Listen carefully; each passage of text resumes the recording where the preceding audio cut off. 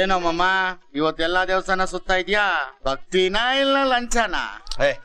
ನಾನಿವತ್ತು ಒಂದ್ ಒಳ್ಳೆ ಕೆಲಸ ಮಾಡ್ಬೇಕು ಅಂತಿದ್ದೀನಿ. ಏನೋ ಕೆಲಸ? ಇವತ್ತು ಹೇಗಾದ್ರೂ ಮಾಡಿ ಚಿತ್ರ ಹತ್ರ ನನ್ ಪ್ರೀತಿ ವಿಷಯ ಹೇಳ್ಬೇಕು ಅನ್ಕೊಂಡಿದ್ದೀನಿ ಕಣೋ. ಬೆಸ್ಟ್ ಆಫ್ ಲಕ್ ಕಣೋ. ಇವತ್ತು ಒಂದ್ ಒಳ್ಳೆ ನಿರ್ಧಾರ ತಗೊಂಡಿದ್ಯಾ. ಮದ್ವೆ ಮಾತು ಮುಂದೆ, ಪ್ರೀತಿ ಮಾತು ಹಿಂದೆ. Carry on, boy, best of luck. ನೀನ್ ಎಲ್ಗ್ ಹೋಗ್ತಾ ಇದ್ಯಾ? ಆ ದೇವ್ರ ಹತ್ರ ನನ್ಗೆ ಒಳ್ಳೇದಾಗ್ಲಿ ಅಂತ ಕೇಳ್ಕೊಂಡಿದ್ದೆ. ಈಗ ಚರ್ಚ್ಗೆ ಹೋಗಿ ನಿನ್ಗೆ ಒಳ್ಳೇದಾಗ್ಲಿ ಅಂತ ಕೇಳ್ಕೊಂಡ್ ಬರ್ತೀನಿ. ಬರ್ಲಾ? ಅದು ಸಾಯಂಕಾಲ. ದೇವಸ್ಥಾನ ಕಣ. ಓ ತಪ್ಪು ತಪ್ಪು ತಪ್ಪು ತಪ್ಪು.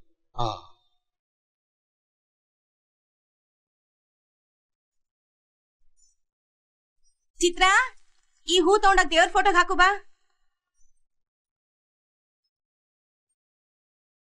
ಚಿತ್ರ ಚಿತ್ರ, ನಾನ್ ಕೂಗಿ ಕೇಳಿಸ್ಲಿಲ್ವೇನೆ? ಕಿವಿಡಿ, ಹೂ ತಗೊಂಡೋಗಿ ಫೋಟೋಗೆ ಹಾಕು ಬಾ. ಏನಾಗಿದ್ಯಾ ನಿನಗೆ? ಏನಿಲ್ಲ. ಹೂ ತಗೊಂಡೋಗಿ ದೇವ್ರ ಫೋಟೋಗೆ ಹಾಕು. ಬರ್ತಾ ಬರ್ತಾ ನಿನ್ ಆಟ ಜಾಸ್ತಿ ಆಯ್ತು. ಈಚೀಚೆಗೆ ನನ್ನ ಮಾತೇ ಕೇಳ್ದೆ ಇರೋ ತರ ಆಡ್ತಿದ್ಯಾ. ವಯಸ್ಸಿಗೆ ಬಂದ್ ಮಕ್ಳಿಗೆ ಅಪ್ಪ ಅಮ್ಮನ ಮಾತೇ ಕಿವಿಗ್ ಬೀಳಲ್ಲ. ಸರಿ, ಆದ್ರೆ ತೀರಾ ಇಷ್ಟೊಂದು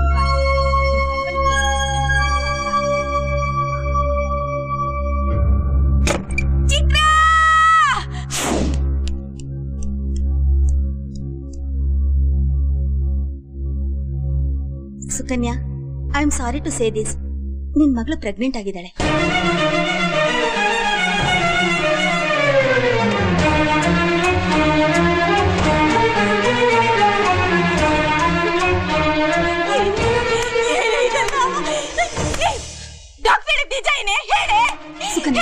ಸುಕನ್ಯಾ, ಬನ್ನಿ ಬನ್ನಿ.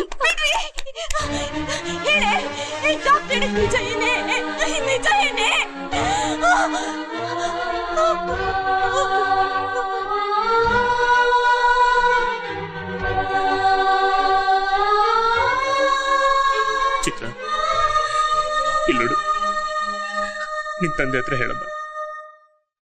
ಇದಕ್ಕೆಲ್ಲ ಯಾರ್ ಕಾರಣ ಅಂತ ನನ್ನ ಹತ್ರ ಹೇಳೋ.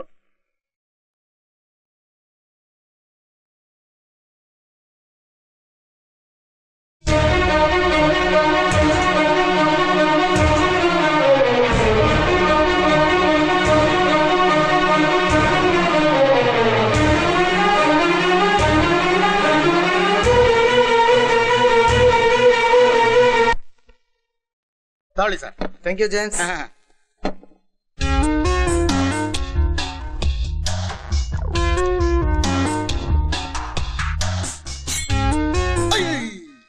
ಸಂತೋಷ, ಬೈಲೆ ಆ ಹುಡುಗಿ ಜೊತೆ ಬರ್ತಾರ. ಹುಡುಗ ಯಾರೋ? ನಿನಗೆ ಗೊತ್ತಿಲ್ವಾ? ಆ ಹುಡುಗನ್ ಜೊತೆ ಅವಳಿಗೆ ಎಂಗೇಜ್ಮೆಂಟ್ ಆಗಿದೆ. ನಿನ್ ಬಾಯಲ್ಲಿ ಒಂದೇ ಒಂದ್ ಮಾತು ಒಳ್ಳೇದ್ ಬರೋದ್ ಬೇಡವಾ? ಆ ಅರಗಿಣಿಯಲ್ಲಿ, ಆ ಚಿಂಪಾಂಜಿಯಲ್ಲಿ. ಸ್ಟಾಪ್. ಏನೋ ಸತ್ತಿರೋ ಹೆಣ ಮಧ್ಯದಲ್ಲಿ ಎದ್ ಬಂದು ನಿನ್ ಜೊತೆಗೆ ನಡ್ಕೊಂಡ್ ಬರೋ ತರ ಇದೆ. ಯಾ ಇವನು? ಇವನು ನನ್ ಬಾಯ್. ಈ ಹೆಣ್ಣದ ಹೆಸರು ಬಾಯ್ ಫ್ರೆಂಡಾ? ಅಷ್ಟೇ ಅಲ್ಲ, ನಾವಿಬ್ರು ಆದಷ್ಟು ಬೇಗ ಮದ್ವೆ ಆಗ್ತಾ ಇದೀವಿ. Engagement is over. ಇದಿನ್ನೂ ಓವರ್. ನಾನೀ ಮದ್ವೆಗೆ ಒಪ್ಪಲ್ಲ ಒಪ್ಪಲ್ಲ ಒಪ್ಪಲ್ಲ. ಒಪ್ಪಕ್ಕೆ ಬಿಡೋಕೆ ನೀನ್ ಯಾರೋ? ನಮ್ಮ ಅಪ್ಪ ಅಮ್ಮನ ಒಪ್ಪಿದಾರೆ ಗೊತ್ತಾ? ಆಯ್ತು, ನಿಮ್ಮಪ್ಪನಿಗೆ ಕುರುಡಿರ್ಬೋದು, ಆದ್ರೆ ನಾನು ಇಷ್ಟು ದಿವಸದಿಂದ ನಿನ್ಗೆ ಲೈನ್ ಆಗ್ತಾ ಇದ್ದೀನಿ. ಇವನ್ ಯಾವನೋ? ನಿನ್ ಬೇಜಾರ್ ನಂಗೆ ಅರ್ಥ ಆಗುತ್ತೆ. ನೋಡಕ್ ಚೆನ್ನಾಗಿರೋನ ಕಟ್ಕೊಂಡ್ರೆ ತನ್ನ ಆಸೆ ತೀರಿಸ್ಕೊಂಡ್ಮೇಲೆ ಇನ್ನೊಬ್ಳ ಜೊತೆ ಬಿಟ್ಕೊಳ್ಳಲ್ಲ ಅಂತ ಗ್ಯಾರಂಟಿ ಏನು? ಆದ್ರೆ ಇವನು ನೋಡು, ಈ ಚಿಂಪಾಂಜಿ ಮುಖಾನ ಯಾವ ಹುಡುಗಿನೂ ಹತ್ರ ಸೇರ್ಸಲ್ಲ. ಇವನ್ ರೇಂಜಿಗೆ ನಾನೇ ಕರೀನಾ, ನಾನೇ ಡಯನಾ.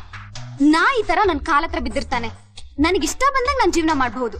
ನಾನೇ ಅಲ್ಲ, ನನ್ಗಿಂತ ಚೆನ್ನಾಗಿರೋ 90% ಹುಡುಗಿರು ಇದೇ ರೀತಿ ಯೋಚನೆ ಮಾಡ್ತಾರೆ. ಬರ್ಲಾ? ಬಾಯ್. ನಿಲ್ಲು. ಈ ಕಟು ಸತ್ಯನ ಆ ಸತ್ಯಣ್ಣನ ಮುಂದೆ ಹೇಳ್ತಾ ಇದೆಯಲ್ಲ, ಅವ್ನ್ ಕೇಳಿಸ್ಕೊಂಡ್ರೆ ಬೇಜಾರಾಗಲ್ಲ? ಇವನು ಸತ್ಯಣ್ಣ ಅಲ್ಲ, ಸೈಕಲ್ ಜಾಕ್ಸನ್. ಇವನ್ಗೆ ಕ್ಯೂಡು. ಕ್ಯೂಡ? ಸತ್ಯಣ್ಣಕ್ಕೆ ಈ ರೇಂಜ್ ಬ್ಯೂಟಿ ಸಿಕ್ಕಿರ್ಬೇಕಾದ್ರೆ ಇನ್ನು ನನ್ನಂತ ಬ್ಯೂಟಿಫುಲ್ ಪರ್ಸನ್ಗೆ ಮಿನಿಮಮ್ ಅಂದ್ರು ಐಶ್ವರ್ಯ ರೈ ಗ್ಯಾರಂಟಿ. ಹೊಟ್ಟೆಕಿಕ್ ನನ್ ಮಕ್ಳಪ್ಪ. ನಿಂತ್ಕೋ ಅಲ್ಲೇ.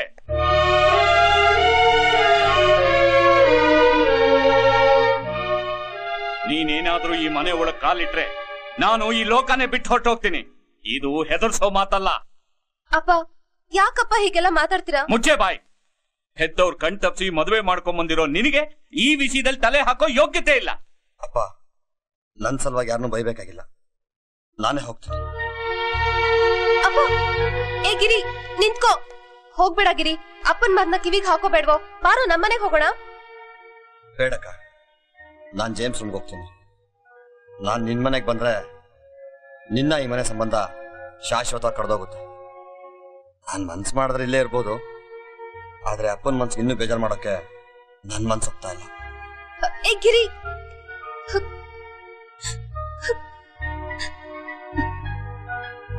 ಏನ್ರಿ, ಅವ್ನು ತಪ್ಪು ಮಾಡಿದಾನೆ ಅಂತ ನೀವು ನಂಬ್ತೀರಾ? ನಂಬೋದಿಲ್ವೇ? ಯಾಕೆ ಅಂದ್ರೆ ಹೆತ್ತ ತಂದೆ ತಾಯಿಗಳಾದ ನಾವು ಒಳ್ಳೆಯವರಾಗಿರುವಾಗ ನಮ್ಮಗ ಹೇಗೆ ಕೆಟ್ಟವನಾಗ್ತಾನೆ? ಇಬ್ರು ಮುದ್ದು ಮಾಡಿ ಬೆಳೆಸಿದ್ರೆ ಅವನು ಎಲ್ಲಿ ಕೆಟ್ಟು ಹೋಗ್ತಾನೋ ಅನ್ನೋ ಭಯದಿಂದ ಅವನನ್ನ ಚಿಕ್ಕ ವಯಸ್ಸಿನಿಂದಲೇ ಬೈತಾ ಬಂದೆ. ಡಿಗ್ರಿ ಮುಗಿಸಿದ್ರು ಅವನಿಗೆ ಕೆಲಸ ಸಿಗ್ಲಿಲ್ಲ, ಆದ್ರೂ 10 ಜನಕ್ಕೆ ಆದರ್ಶವಾಗಿ ಬದುಕ್ತಾ ಇದ್ದಾನೆ. ಅವನೇನು ಅಂತ ನಮಗ್ ಗೊತ್ತು, ಆದ್ರೆ ಈ ಜಗತ್ತು ಗೊತ್ತಿಲ್ವಲ್ಲ. ಅವನ ಮೇಲ್ ಬಂದಿರೋ ಅಪವಾದನ ಸುಳ್ಳು ಅಂತ ಪ್ರೂವ್ ಮಾಡಿ ಹಿಂತಿರುಗಿ ಬರ್ತಾನೆ ಅನ್ನೋ ನಂಬಿಕೆಯಿಂದ ಅವನನ್ನ ಈ ಮನೆಯಿಂದ ಹೊರಗೆ ಕಳಿಸ್ತಾ ಇದ್ದೀನಿ. ಅಷ್ಟು ಬಿಟ್ರೆ ಅವನ ಮೇಲ್ ಪ್ರೀತಿ ಇಲ್ಲ ಅಂತ ಅಲ್ಲ ಕಣೆ.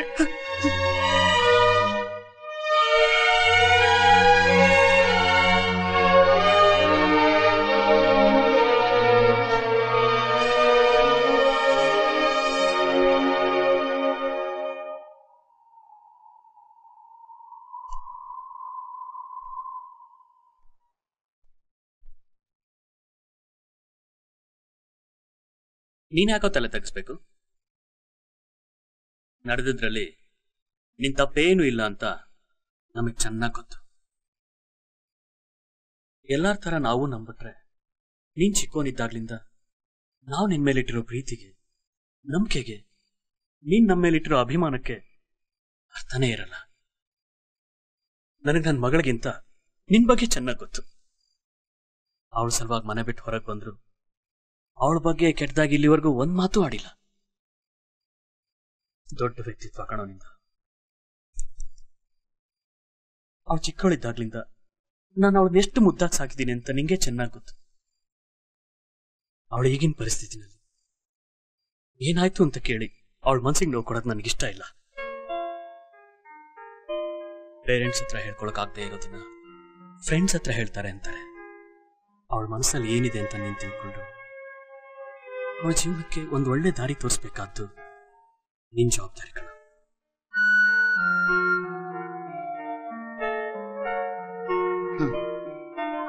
ನಿನ್ನೆ ನಿನ್ ರೂಮ್ಗೆ ಬಂದ ತಕ್ಷಣ ಕೇಳಿದ್ರೆ ಚೆನ್ನಾಗಿರಲ್ಲ ಅಂತ ಕೇಳಿಲ್ಲ ಕಣ. ಆದ್ರೂ ಚಿತ್ರ ಯಾಕೆ ಈ ರೀತಿ ಮಾಡಿದ್ಲು ಅಂತ ಇನ್ನೂ ಅರ್ಥ ಆಗ್ತಿಲ್ಲ. ಈ ತರ ಬಾಯಿ ಬಂದಾಗ ಹೇಳಿದ್ರೆ ನಿನ್ ಜೀವನ ಏನಾಗುತ್ತೆ ಅಂತ ಒಂದ್ಸಲನಾದ್ರೂ ಯೋಚನೆ ಮಾಡದ್ಲ ಅವಳು? ಛೇ, ಇಷ್ಟು ದೊಡ್ಡ ಅಪವಾದನ ನಿಮ್ಮಲೆ ಯಾಕೋ ಹಾಕೋದ್ಲು? ಈ ಜಗತ್ತಲ್ಲಿ ಪ್ರೀತಿ ಮಾಡದೇ ಇರೋರು ಸುಮಾರು ಜನ ಸಿಗ್ಬಹುದು, ಆದ್ರೆ ಫ್ರೆಂಡ್ಶಿಪ್ ಮಾಡದೇ ಇರೋರು ಯಾರು ಇರಲ್ಲ. ನನ್ ಮೇಲೆ ಅಪವಾದ ಹೊರಿಸಿದ್ಲು ಅನ್ನೋ ಬೇಜಾರ್ಗಿಂತ ಎಲ್ರು ಮುಂದೆ ಅವಳ ಅವಮಾನ ಪಟ್ಲಲ್ಲ ಅನ್ನೋ ಸಂಕಟ ಜಾಸ್ತಿ ಆಗಿದೆ. ನಾನು ಅವಳನ್ನ ಪ್ರೀತಿ ಮಾಡಿದೆ ನಿಜ, ಆದ್ರೆ ಅವಳು ನನ್ನ ಒಬ್ಬ ಒಳ್ಳೆ ಫ್ರೆಂಡ್ ಅನ್ನೋ ದೃಷ್ಟಿಲಿ ನೋಡಿದ್ಲು. ಇವತ್ತಲ್ಲ ನಾಳೆ ನನ್ನ ಹತ್ರ ಅವಳು ನಿಜ ಹೇಳ್ತಾನೆ ಅನ್ನೋ ನಂಬಿಕೆ ನನಗಿದೆ. ಅಕಾಲ ಮೃತ್ಯು ಹರಣಂ ಸರ್ವವ್ಯಾಧಿ ನಿವಾರಣಂ ಸಮಸ್ತ ದುರಿತೋಪಶಮನಂ ಶ್ರೀ ಆಂಜನೇಯ ಪಾದೋದಕಂ ಪಾವನಂ ಶುಭಂ. ಚಿತ್ರ ಹೆಸರಲ್ಲಿ ಅರ್ಚನೆ ಮಾಡಿ. ಚಿತ್ರಾನಾಮ್ಯಾಹ ಓಂ ಆಂಜನೇಯಾಯ ನಮಃ, ಮಹಾವೀರಾಯ ನಮಃ, ಹನುಮತೆ ನಮಃ. ಶತಮಾನಂ ಭವತಿ ಶತಾಯುಃ ಪುರುಷಶ್ಚತೇಂದ್ರಿಯ ಆಯುಷ್ಯೇವೇಂದ್ರಿಯೇ ಪ್ರತಿಷ್ಠತಿ.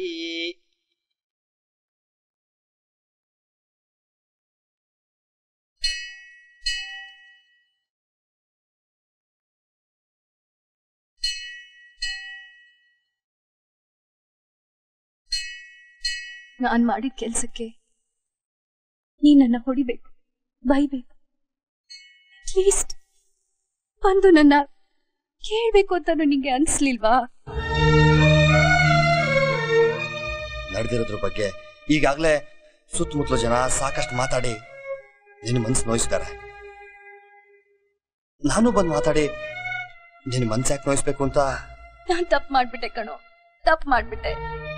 ನಿನ್ ಹತ್ರ ನನ್ ಪ್ರೀತಿ ವಿಷಯ ಮುಚ್ಚಿಟ್ಟು ದೊಡ್ಡ ತಪ್ಪು ಮಾಡ್ಬಿಟ್ಟೆ. ವಿದ್ಯಾ ಅನ್ನೋ ಹುಡುಗಿ ನಮ್ ಚಾಟಿಂಗ್ ಮೇಲೆ ಪರಿಚಯ ಆದ್ಲು ಅಂತ ಹೇಳಿದ್ನಲ್ಲ, ಅವಳು ಒಂದಿನ ಇಂಡಿಯಾಗ್ ಬರ್ತಿದೀನಿ ಅಂತ ಹೇಳಿದ್ಲು. ಅವಳು ಹೇಳಿದ ಜಾಗಕ್ಕೆ ಮೀಟ್ ಮಾಡಕ್ ಹೋದೆ.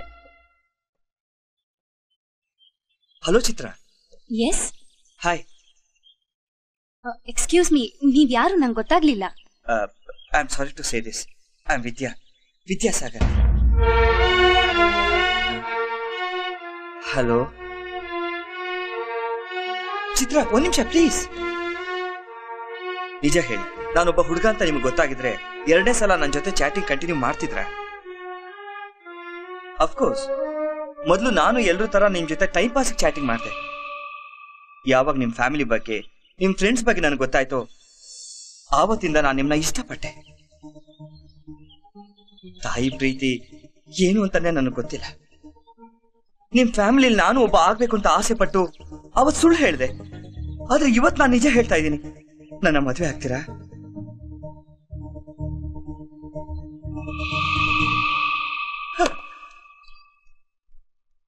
ಆಮೇಲೂ ಅವರು ನನ್ನ ಕನ್ವಿನ್ಸ್ ಮಾಡಕ್ಕೆ ತುಂಬಾ ಟ್ರೈ ಮಾಡಿದ್ರು.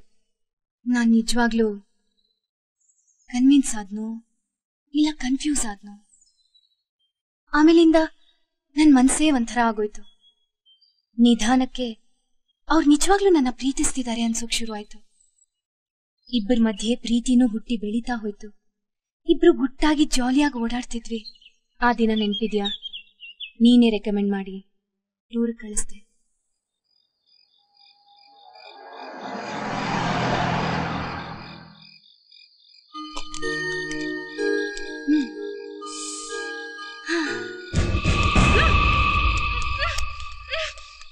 ಹಾಯ್ ವಿದ್ಯಾ, ಯಾಕೋ ಇಲ್ಲಿಗೆ ಬಂದಿದ್ಯಾ? ಸರ್ಪ್ರೈಸ್. ಏನಿದು ಶಬ್ದ? ನನ್ನ ಎಲ್ಲಿ ಕರ್ಕೊಂಡ್ ಬಂದಿದ್ಯಾ? ನೀನೇ ನೋಡು.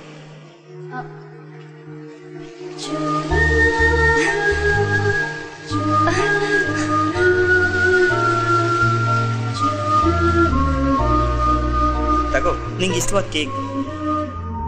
ಮೊದಲು ವಿಷಯ ಏನು ಅಂತ ಹೇಳು. ಇವತ್ತು ಬರ್ತ್ಡೇ. ಇವತ್ತು ನಿನ್ ಬರ್ತ್ಡೇ ಅಲ್ವಲ್ಲ? ನನ್ ಬರ್ತ್ಡೇ ಅಲ್ಲ, ನಮ್ಮಿಬ್ರು ಲವ್ ಬರ್ತ್ಡೇ. ಲವ್ ಬರ್ತ್ಡೇನಾ? ನಾನು ನೀನು ಚಾಟಿಂಗ್ ಅಲ್ಲಿ ಪರಿಚಯ ಆಗಿ ಇವತ್ತೊಂದು ವರ್ಷ ಆಯ್ತು. ಕೇಕ್ ತಗೋ.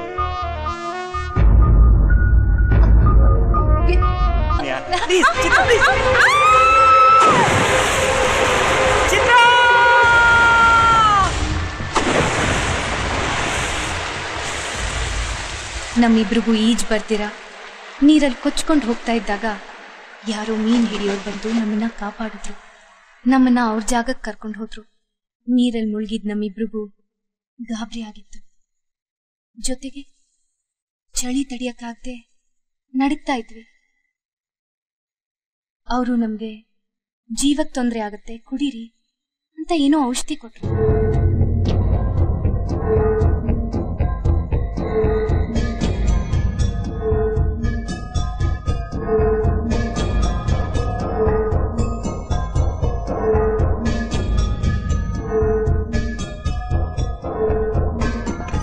ಅವತ್ತಿನ ಪರಿಸ್ಥಿತಿಲಿ ಅವನಿಂದ ತಪ್ಪಾಯ್ತೋ ಅಥವಾ ನನ್ನಿಂದ ತಪ್ಪಾಯ್ತೋ ಗೊತ್ತಾಗ್ಲಿಲ್ಲ. ಇದೆಲ್ಲ ಹೀಗಾಗತ್ತೆ ಅಂತ ಯಾವುದನ್ನು ನಾನು ಎಕ್ಸ್ಪೆಕ್ಟ್ ಮಾಡಿರ್ಲಿಲ್ಲ. ಇತ್ತೀಚೆಗೆ 2 ತಿಂಗಳಿಂದ ಅವನು ಕಾಣಿಸ್ತಾ ಇಲ್ಲ. ನಾನು ಎಷ್ಟೋ ಟ್ರೈ ಮಾಡ್ದೆ, ಆದ್ರೆ ಅವನ್ ಸಿಗ್ತಾ ಇಲ್ಲ. ಇಷ್ಟ್ರ ಮಧ್ಯೆ ನಾನು ನಿನ್ ಫ್ರೆಂಡ್ಶಿಪ್ನ ಮಿಸ್ಯೂಸ್ ಮಾಡ್ಕೊಂಡು ನನ್ನ ತಪ್ಪನ್ನ ನಿನ್ಮೇಲೆ ಹಾಕ್ತೆ. ಇದನ್ನೆಲ್ಲ ಯಾವಾಗ್ಲೂ ನಿನ್ ಹತ್ರ ಹೇಳ್ಬೇಕು ಅನ್ಕೊಂಡೆ. ಆದ್ರೆ ನಿನ್ಗೂ SK ರಾಯ್ಗೂ ಜಗಳ ಆಗಿರೋದು ಗೊತ್ತಾಗಿ ಈ ವಿಷಯ ನಿಂಗೆ ಹೇಳಲಿಲ್ಲ. ವಿದ್ಯಾ ಆ SK ರಾಯ್ ಮಗ.